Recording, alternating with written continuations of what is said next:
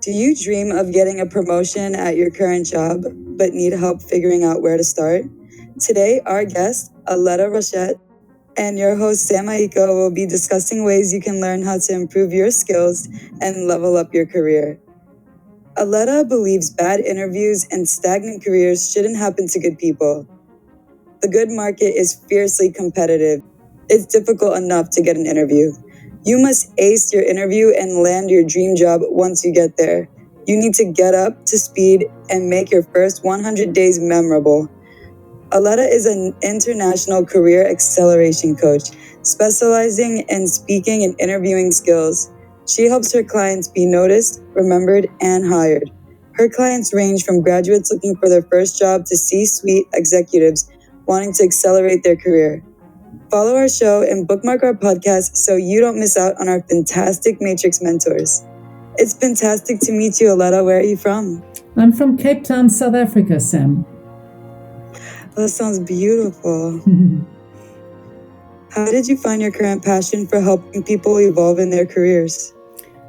I think it was a long process, as most of these things are. I've always been someone who's relatively confident, and interviews were easy for me. And as a result, I was the queen of winging it. I didn't prepare well for interviews. I took it for granted that they would go well. And that worked up till a point until the day it didn't. And I was interviewing for a job at a level that I'd already worked at. So I had the skill set, I had the track record, and I thought the interview went well. And I was delighted to receive a call offering me a job, but absolutely devastated when it was for a job a level lower than the one I'd applied for. And that was an enormous wake-up call for me. And that was the day I vowed to myself I was never going to let myself down like that again. And fast forward to a few years ago when I was running for election for an elected position for a nonprofit, there was an extensive interview process. And I was absolutely determined I was not going to do this twice. I was not going to let myself down. And I actually reached out to a friend of mine for some interview coaching. And I couldn't believe the difference. I mean, I was already confident, but with that strategic mindset of what are they looking for, what do you need to communicate to them, was a game changer for me. And as a result, I now teach interview skills. And interview skills are more than just the skills to get you through the interview. They're the same skills that you need when you stand up in a meeting and have to sell your ideas, or when you present to senior management. So that's why I've now termed it career acceleration coaching, because that to me, it's a broad spectrum of skills, all centered around your ability to communicate and be heard, and to communicate in the way that takes you places. What is the difference between having a great interview and a poor interview? I would say preparation. If you are an average candidate who believes that your resume will do the talking for you, and you do little to no interview preparation, when the interview happens, you probably will be quite anxious, probably quite reserved. You won't be yourself. Your personality doesn't come through. And from a recruiter perspective, if a candidate comes to me and hasn't prepared, it sets off alarm bells in my head. Have they not prepared because they don't know how, or because they are too arrogant? And if they're not going to try and impress me before they've even got the job, what are the chances they would do the job well if I hired them? So you are 100% in control of the interview preparation that you do, and that preparation will give you the confidence to be yourself and to really just relax and be conversational in an interview, and that'll help you stand out. What does interview prep look like? A lot of it is centered around understanding the value you bring. So the people I work with, my clients and students, one thing they struggle with the most is selling their strengths. And somehow we've been conditioned to believe that if we tell someone how good we are at something, we're arrogant, and that's not a good thing. But in an interview, you absolutely have to sell your strengths. And the same goes when you stand up at a meeting and you're selling your ideas. You have to be able to do it with confidence to get other people to buy in. So it's important to be able to identify your strengths, and a clue there is, what do other people come to you for? What do they come to you and say, Sam, you're so good at this. Won't you do this for me? Because I just can't do it the way you can. And that's a clue as to what you can do. One of the things your listeners can do is go to a website called high5test.com. It's HIGH, the number 5test.com. And they've got a very simple test, and they'll give you your top 5 strengths. And there are many personality tests out there, but what I love about the High 5 test, it gives you the language to describe the impact that strength has on a team or a project or a company. And that helps you get your interview prep going so that you can confidently say, this is what I'm good at. This is the value I'll bring. And that helps you stand out as a candidate. That's so exciting. I'm definitely going to try that test, and I'm definitely going to add the link in the description. Matrix members, if you try this test, make sure to tag Aletta and I in social media and give us some insight on what you get. So what are the top struggles you notice people have with the interview process? I think it's people aren't strategic enough. So you prepare from your viewpoint, you think, this is what I need to tell them. But what we fail to do sometimes is to say, what are they looking for? And your clue is, of course, a job description. So my advice is always to go through that job description and highlight the key words, the things that are important for success in that role. And then comb your memory banks and say, have I got a story? If they're looking for someone who's good with teams, have I got a story that I could tell them to prove that I'm good with teams? And have I got a story to tell them that I'm good at managing work under pressure? So you proactively have a bank of stories that potentially you could share. And then, of course, we teach a technique. Many people are familiar with the STAR technique as a way of structuring your interview answers. It's the situation, the task, the action, the result, and that just helps you frame it. But equally important is to add on what we call the plus, which is the lessons learned. So from that situation, what lesson did you learn that you have taken on board and that you could potentially bring to this new role where you would take that value add and bring it to your new role? So finding the stories, knowing your strengths, and having a way to tell your stories is a way to bring your resume to life. Because the myth is that they've read your resume extensively and they know everything there is to know about you. But the truth is, recruiters skim through it, and often they use software programs to skim through it. So they really don't know everything there is to know about you. So your job in an interview is to bring that resume to life so that they can really understand the value you can add. That's wonderful, and it clears things up so much. So let's say we get the job and we succeed at the interview. For those who feel like they've been in the same position for a long time in their careers, how can one take steps to get promoted? Mm-hmm. That's such a good question, Sam. To get ahead in your career, generally you already have the skill set, or the skill set is one of the things that's possibly easier to close the gap on. But where people struggle is the mindset. And the mindset is equally important. And I discovered this many years ago when I expected to be promoted because I'd been there.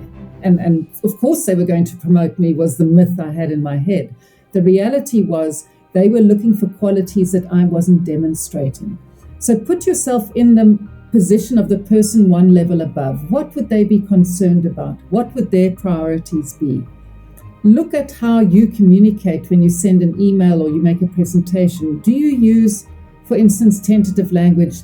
It's just an idea, or this is just my 2 cents worth, as opposed to saying, I've done my research, this is the way we need to go. So it's starting to communicate in a more assertive way and having the mindset at a higher level and seeing the bigger picture so that you're thinking more strategically than at the level you are at. And you can develop this awareness over time and then start looking at your boss's emails and conversations. What language is he or she using that's making them come across as more authoritative? And then start embodying those yourself. And one of the most powerful techniques I've found, Sam, is to have the mindset of I belong. So if I belong at that higher level, how would I show up? How would I speak?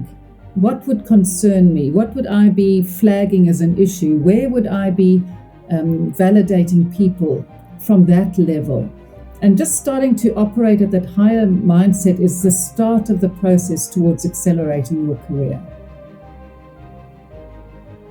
I love this, and to me, like, having this kind of ambition at work makes it more motivating and the idea more fun, because it's like you're not stagnant in one position. Like, you could be an active member of your company and provide value and also reap the benefits that come with it.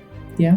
And always be looking for opportunity, because often what I see people do is I had a client the other day and he was complaining about his boss in his office and saying he's such a difficult man and he doesn't allow people to speak up. And then we started working on what would the boss be worried about. And it came out that he needed kind of a lot of detail to reassure him that things were going well. And that's possibly why he was so difficult, because he wasn't getting the detail that he needed. So if you look at it from the other viewpoint, often you see things that you wouldn't see if you're just looking from the lower position. And then you develop a maturity. I remember so clearly being summoned by our marketing director. I was in the marketing department of a multinational company, and the whole team was summoned into the boardroom, and the marketing director said, really, we've got to stop arriving at work late and people are spending too long on phone calls. And I felt like I was being summoned into the principal's office at school. It really felt, I resented it. But with hindsight, of course, he could have done it in a more motivational manner. He could have said, I love the work you're doing. I'm so excited about these projects. But guys, we have to be at work on time and we can't waste time on the phone. But he had a right from that senior perspective to challenge us on our working hours and our time on the phone. But when I was thinking as a lower level employee, I couldn't see it. But once I developed the thinking to think, well, if I was at that position, would I be concerned, and how would I express that concern? Then you start developing the mindset, and then often you can see opportunities that you've never seen before. Yes, perspective means so much. Mm-hmm. And I agree. If our leaders can think about language that motivates their employees, probably employee retention would be a lot better. Yeah. Well, the saying, and people don't leave companies, they leave managers. And it's how people create that workplace environment. And a lot of that is created through the way you speak to people. And that's why communication is such a big part of the leadership puzzle. And if you're good at communication, opportunities come your way, inevitably. Absolutely. Let's say somebody's like me and they're from New York and their language is a little aggressive. How can we practice good conversational habits if it's not innate to us? I think the first thing is always awareness. So find someone who communicates in the way that you admire, that resonates with you, and start analyzing what do they do that you don't do, and start playing with it. You don't want to change your personality, because part of your assertiveness, which you're describing as aggressive language, is probably part of who you are, and it's a brilliant part. But maybe you just need to adapt it a little bit. So play with it and try on that new, softer Sam at the next conversation and see how it goes. But the awareness is always the first point. And then try and emulate people that you admire. Don't try and be someone that you're not, because it's not going to work and it's not going to last. But it's not that you're trying to change something that's horrible. You're trying to just polish it a little bit. And also catch yourself doing it right, Sam. We far too hard on ourselves. And if we keep on saying, oh, you should have done it that way, it's really not helping. So celebrate what you are already doing well, and then just work on a few little tweaks here and there to improve it. Oh, I love your advice. What does it take to get into a C-suite? I think it takes a maturity. It takes a bigger picture thinking, because you can't just be focused on your little center of the company or your project or your office. You've got to understand how that fits into the bigger picture, the more strategic thinking, the more strategic planning of the company or organization you're working with. You've also got to understand the people in the game. That was my biggest shock when I first went into corporate, was to see the politics at play. My eyes were on stalks because I didn't understand the rules of the game. And often the rules of the game are not who reports to who, it's who's got influence to who. So you've got to understand what those dynamics are like, and be yourself, have integrity, but always add value, because you build trust by delivering results. You build trust by treating people well. And if people trust you, they will see you as being capable of delivering at a higher level. So it takes a lot of work, it takes a lot of awareness, but with the right skills, and possibly get a coach to help you, because sometimes we can't see things ourselves because we're too close to the situation, but working with a coach can help you, point you in the right direction, and ask you the right questions so that you can make those progressive steps getting you where you want to go. What kind of mindset and maturity do we have to develop to achieve these kind of goals? I believe, and it's my personal leadership philosophy, that I don't believe that you can get to the top if you're only project focused. You need to be someone who works with the people, the human capital in your team, and places a value on the humans there and gets the best out of them by treating them well, by building teams that thrive. And teams that thrive often they make sure they put some time on the agenda to talk about being, not just about doing. So it's working on that team dynamic, working on the team building, which is not just a fun activity once every 6 months. It's the validation. Validation is an incredibly powerful leadership tool. So if you can build your team and it's people who want to be there because the working conditions are good, and even if times are tough, they still love working, and you as the leader is making that possible, that is a mindset that will take you far. How can one attract the attention of their senior management? One of the ways, and again, it's a lesson from my earlier working days when I got it wrong. I remember having a performance review with my boss, and he said to me, "I'm not getting the same level of work from you as I am from someone else on the same level." And I was so angry. Oh my goodness, because I was working my socks off. And I was so angry that he couldn't see it. And only years later did I realize that what was wrong was I was working in my little bubble. And because he irritated me, I avoided him. And he, as the boss, needed to know what I was doing, because else he was being kept in the dark.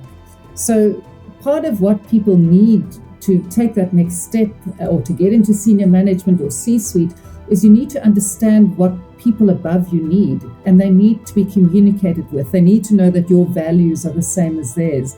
They need to know that you care. But it's again part of building that trust is delivering, it's treating people well, it's communicating. So the catalyst for me in all of this is your communication skills. Because if you can communicate well, not just the things that are easy to communicate, but the important things or the difficult things, that is going to help you be noticed and remembered for the right reasons, not because you're wasting someone's time or you're being difficult. So people skills and communication skills, to me, are a vital part of the package that I would be looking for if I was looking to promote someone. Hypothetically, if you had a client that was in the same position that you were in, where they were working their socks off and then they get confronted by their boss and they're tempted to have that avoidant tendency, what would you advise them to do instead of avoiding their boss? I think I would advise them, number one, to understand it from the boss's perspective, to understand why it's important. We don't know what we don't know, but once you're made aware of it, you can make the changes. And I had one other performance appraisal that was difficult to hear, where my boss told me that he didn't feel I was totally committed to my job. And again, I thought, well, I'm here, I'm working all these hours. And he said to me, it's not an hours thing, it was an attitude. But once he pointed it out to me, I could figure out how to improve it, and the next performance appraisal went well. But if you need to be honest with people, because if they don't know what they don't know, they can't fix what you see to be a problem. So if you care about them and you want to develop them, you've got to have those honest conversations. And I would also say to people, or to my younger self, I would say, get a coach, get a mentor, get someone who's been there, who's ahead of you, who can make things clear to you that you can't possibly do it yourself. You don't have to figure it out alone. Get someone you trust to help you, and that almost inevitably will accelerate your progress. Absolutely. Send huge thanks to all the mentors and coaches out there helping people, because after high school and college, that's when we start realizing that these resources and these wise people that can help us get closer to our dreams and goals are worth their weight in gold. Yeah. And we can always reach out and find a professional to help us, even if we're far away from school. It's even been years. Yeah. Finding a mentor is a lifelong, the beauty of the journey, right? Absolutely. And I think, it's a big thing now to have a coach or a mentor, but still so many people don't, because I think there's kind of this perception I should be able to do it myself. I used to be like that. I'll figure it out. But you can shorten your learning curve. And that's why the top professionals in sports and captains of industry, they all have coaches, because they know that they don't need to do it all themselves, and that they can not shorten the learning curve. They can make bigger strides and have more impact if they have someone in their corner with them. And whether it's a mentor or a coach doesn't matter. Whether it's free or paid, it doesn't matter. Get someone that you trust to walk that journey with you. I love that you mentioned trust, because I think that's the biggest thing. Because I guess, and from my own experience, my hesitations of choosing a coach, even though now I'm warming up to the idea of it, was all about trust. It was like, how do I know I'm gonna get these results? I'm gonna put in this work, but is this person gonna look at the work I'm doing? Yeah. How can we build trust with our mentors so that we can commit to the program?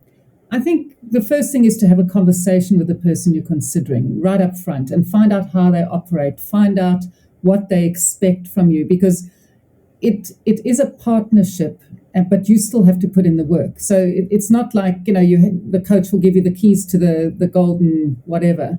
You've got to do the work, and they will challenge you and hold you accountable, but they also have to speak from a place of possibility.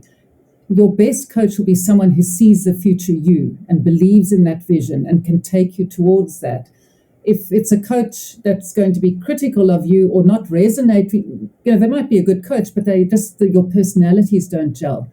Find another one. Find someone who inspires you and who you want to work with, but someone who's you're not looking for a cheerleader. Cheerleaders aren't going to help you. You need someone who's going to challenge you and take you further. And then that's the sweet spot in my mind. I love that. It sounds so motivating. What can make one candidate stand out from the others? Primarily interview prep, but coupled with that would be the ability to show some personality. Remember, even though they're hiring a functionary, say now they're looking for a project manager, they're probably interviewing 10 project managers. They all can do the job. So they're looking for someone who can fit into the team, who can fit into the culture of the company, who can be someone that everybody wants to work with. They don't want a diva. They're not looking for someone who is diametrically opposed to their values. And that's part of your interview prep. What are the values of the company?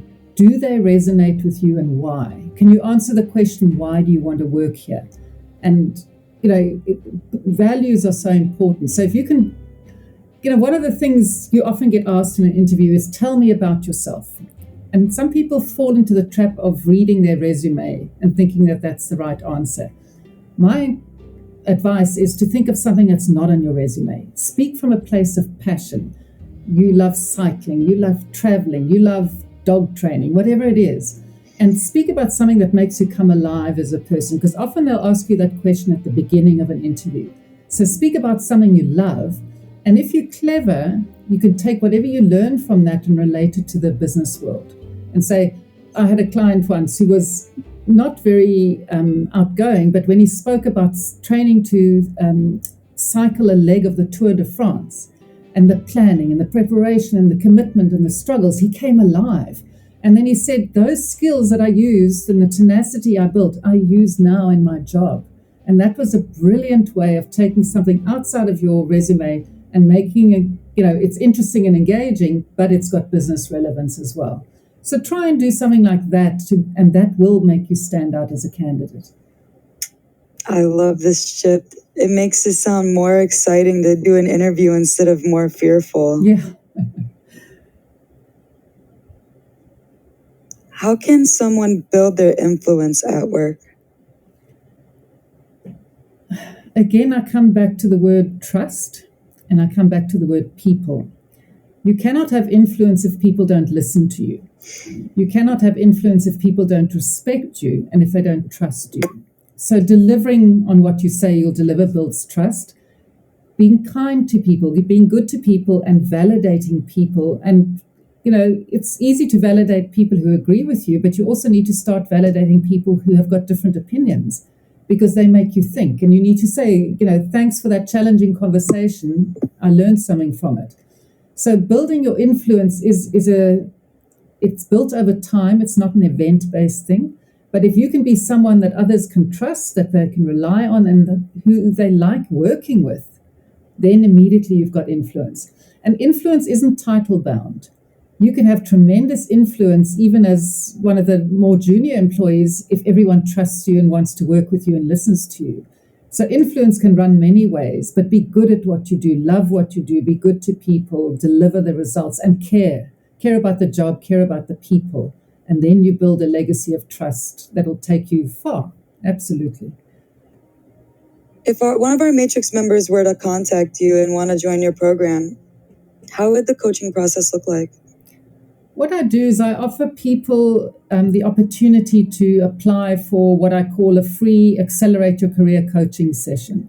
And that's a one-on-one, about 45 minutes to an hour. And that's when I find out what they're looking for. And then once we've found out and I understand where they're coming from, what they're looking for, then I can give them an idea of what I can offer. I've got a number of programs. Some of them are online, some of them are group coaching, some of them are one-on-one coaching. So there's a range of options that will fit your needs and fit your budget. But the starting point is me to understand a bit more about you. I don't like the idea of creating a program and assume that it's going to be perfect for everyone because it's a one-size-fits-all. It's a bespoke training program. And part of that goes back to what we said earlier on. The person, one of your listeners and I have to determine whether we're a good fit for one another. And that's, we do that in a conversation. And then I give them options and they make a decision. And it's as simple as that. So it's a discovery. We learn more about one another. If our Matrix members want to contact you, where can they find you? They can reach out to me on LinkedIn, Aletta Rochat. They can, I'll give you links for the show notes. I'll give you a link for the Accelerate Your Career coaching session that they can sign up for. And AlettaRochat.com is the website. Would love to hear from them because, helping people is my passion. Absolutely. Yes, I would love to ask you, how did you find yourself in the career that you're currently in? It's a long story, Sam. It happened completely by accident. I joke that I was running away from my kids and I went to a Toastmasters meeting and just loved what I saw, wanted to learn to be as articulate as these people were. And I started doing PR for the club and somebody phoned and they said, tell us about what you do. I said, come to our meeting. And this woman said to me, I'm phoning for my boss. He's too busy. Can't you help him?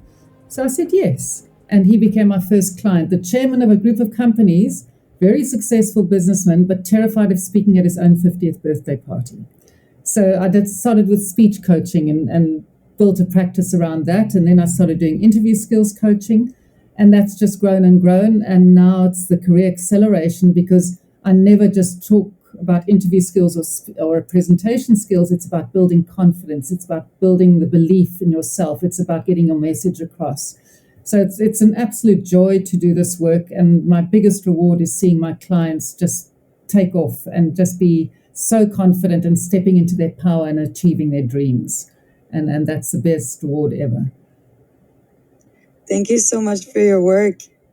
Helping someone find their voice must be so fulfilling. Yeah. And I think for me, growing up, I was always nervous. I was confident, but I was nervous about speaking my mind, if I can put it that way. And as I've grown up and learned a few things and had a few experiences, there's a lot of quiet authority in just knowing who you are and being able to speak up when you need to speak up. You don't need to be the loudest voice in the room, but so much is available to you when you can find your voice and speak up to things that matter to you. And we need to hear your voice. We need you to make a difference. And you speaking up is a key part of that. Thank you so much, Matrix members. I encourage you to contact Aletta. I know it's going to be an enriching experience. Aletta, thank you so much for your wisdom. Are you ready for our rapid fire round? Absolutely. If you can be any animal, who would you be and why? I've always been fascinated by a giraffe. They're tall so they can see things that other animals can't. They've got the most gorgeous eyelashes and they are incredibly graceful. So I've always been attracted to giraffes. That's beautiful. If you were to be a superhero, what superpowers would you have? I belong to a group of ladies we run 3 times a week, and we call ourselves the Wonder Women. But I think our superpower would be that we care deeply for one another and that we check in on one another. And if I had one superpower I had to choose, it would be the ability to make people communicate properly, with caring, with love, to get their message across and get rid of all the other extraneous stuff. So Wonder Woman with a communication focus. That sounds wonderful. And how would you like to spend your free time? I love nature. I love exercise. I'm often running, not particularly far, not very fast. If I need to de-stress, I go walk in beautiful gardens or I go hiking up a mountain close to where I live. And I love time with friends and family. It's as simple as that. I don't need the bright lights. I just need nature, beauty, and quiet time. That's wonderful. Thank you so much, Aletta. I feel like I've learned so much, and I even feel more confident after this conversation. Oh, that's brilliant, Sam. Well, carry on doing the wonderful work that you do, because I know that you're making a difference. And thank you so much for the opportunity of sharing it with your listeners. If you want to accelerate your career, visit the link in the description below to work with Aletta. Collaborating with Aletta may create a crystal clear vision for the results you want and for your team to produce, for the way you'd like to be seen and the reputation you'd like to build. If our talk supports you on your journey to career evolution, tag us on social media and tell us about your experience. All feedback is welcome and helps us serve our fellow Matrix members. To stay up to date with our Matrix mentors and what we have in store for you, bookmark our website and subscribe to our podcast and YouTube channel. It was great to have you with us on the Organic Matrix Show, and we'll be seeing you on the following download.